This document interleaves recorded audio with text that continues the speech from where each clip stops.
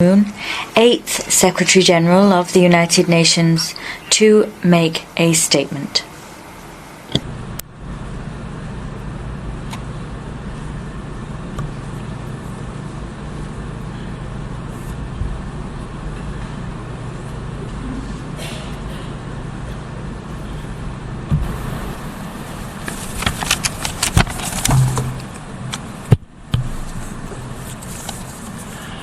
Your Excellency, Madam Maria Fernanda Espinosa Garces, President of the General Assembly, Honorable Antonio Guterres, Secretary General of the United Nations, Madam Nan Annan, and family members, Excellencies, friends of Kofi Annan, and ladies and gentlemen.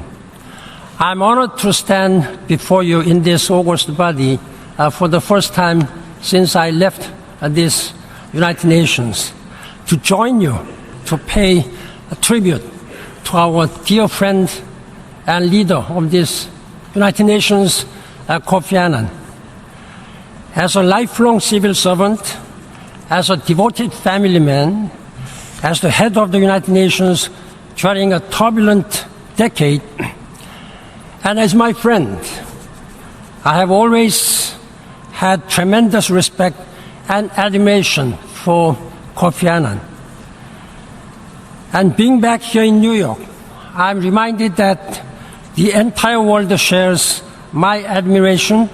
Indeed, the international community was continually astounded by Kofi Annan's razor-sharp intellect, moved by his guiding compassion, and encouraged by his driving idealism. This was just as true for world leaders and diplomats in New York and Geneva as it was for everyday people in Kumasi, Ghana, and beyond. Those of us who had the honor to know him are extremely fortunate to possess warm personal memories of such an inspiring leader, one who gave so much to this world and was a genuine force for global good. I first met Kofi Annan when I served as chef de cabinet to the President of the General Assembly in 2001, and more closely when I served as Korean Foreign Minister. His support and kindness helped to pave the way for the path I took in following him. As his immediate successor as UN Secretary General, I relied on his guidance in ensuring a smooth leadership transition for the organization. And after I took up the reins as Secretary General, I again humbly called on him. He accepted the impossible task of mediating the deadlocked Syria talks. He helped to prevent the violence in Kenya, saving countless lives, and he served as my trusted advisor. After I concluded my tenure as a Secretary General, I was fortunate again to have the chance to work with him as a member of the elders, where he served as chairman. In fact, I was proud under a year ago to work together with Kofi Annan, all of the elders and young leaders from around the world, through central London to Nelson Mandela's statue. We work together to honor those working to build peace in the face of conflict, division, and despair, a situation Kofi cared deeply for.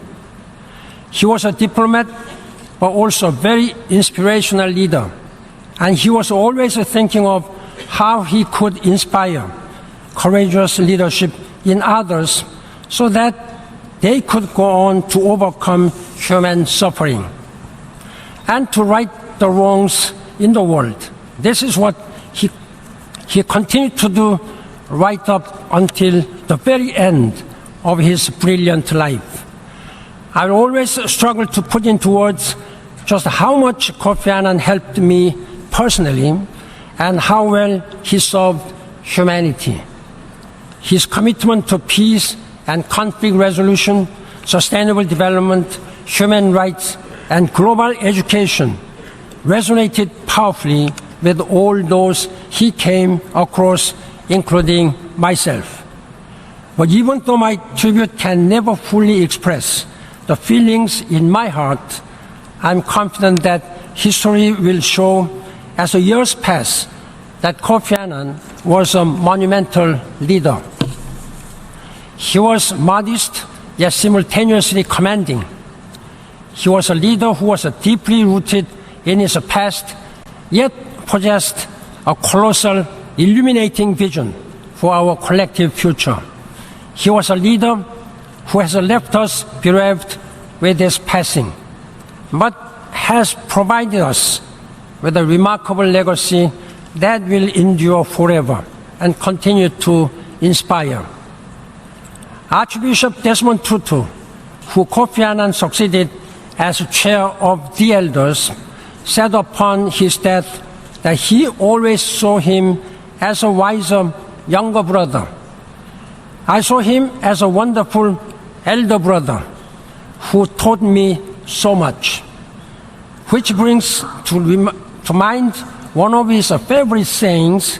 I quote, "You are never too young to lead and never too old to learn," end of quote. To his wife, Nant, and his children, Kozo, Ama, and Nina, my deepest condolences to you and your family. And to His Excellency President Nana Akufo-Addo and people of Ghana, who should be very proud of their son, Kofi Annan.